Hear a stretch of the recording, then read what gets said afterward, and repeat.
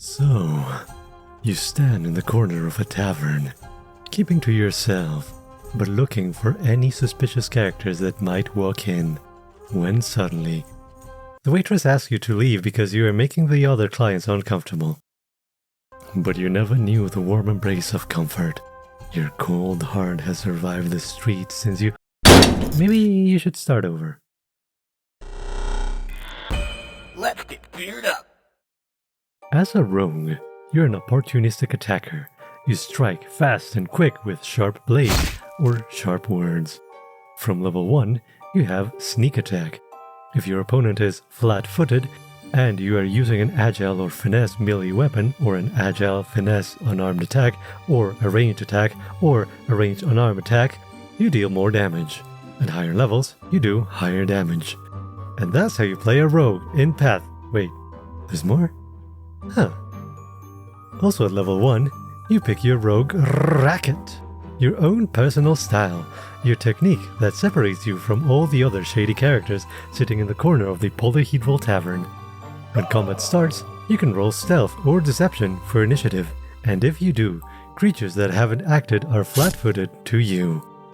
At level 3, you can prevent your enemies from pulling your own tricks on you. You aren't flat-footed to hidden, undetected, or flanking creatures of your level or lower, or creatures of your own level or lower using surprise attack. However, they can still help their allies flank. At level 5, you get better at stabbing, jabbing, and cutting. You increase your proficiency with your weapons, and you gain their critical specialization effect. At level 7, you gain weapon specialization, and your reflex saving throws increase to master. If you roll a success, it's a critical success instead. You also increase your perception to master, so you can see danger coming. Now you can walk away from explosions, dodge dragon breath, and evade traps. Just because you can, doesn't mean you should. At level 9, your strikes debilitate your foes. When you hit a flat-footed creature, you can add a debuff as a free action. The debuff lasts until the end of the next turn.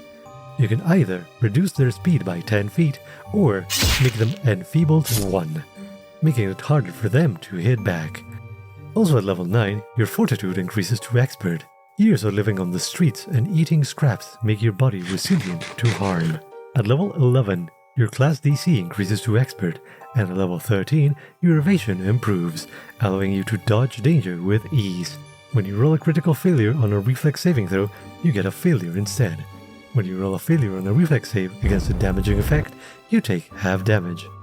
Also, your perception increases to legendary. Now you can see all the hidden creatures around you. Maybe they should remain hidden. But that's not all. You also increase your armor proficiency to expert, so if you do fail to dodge an explosion, at least there is something to keep you somewhat alive. On top of that, you increase your weapon proficiencies to master, now with even more stab. At level 15, you learn how to weaken your foes further. When you use Debilitating Strike, you can apply 2 effects. This means you can apply the same effect twice. Enjoy your 10 feet of movement, bozo! You also gain weapon specialization, making your stabbies become stabbier. At level 17, your mind is an impenetrable fortress because you played too many puzzle games. This is the real description. Your will saves increase to master. When you roll success on a will saving throw, you get a critical success instead. Finally, at level 19, you increase your armor to master. Also, if you hit a flat-foot creature, you can spend a free action and that creature rolls a fortitude save or becomes paralyzed for 4 rounds. If they critically fail, you can choose if the target is paralyzed, unconscious, or dies. Also, you can get a feat that lets you steal spell slots from other creatures. I just thought that was very funny. Anyway, here's a few sample builds. Focus on dexterity, wisdom is useful for perception checks, and charisma is great if you plan to use feint a lot. And that is how you play rogue in Pathfinder.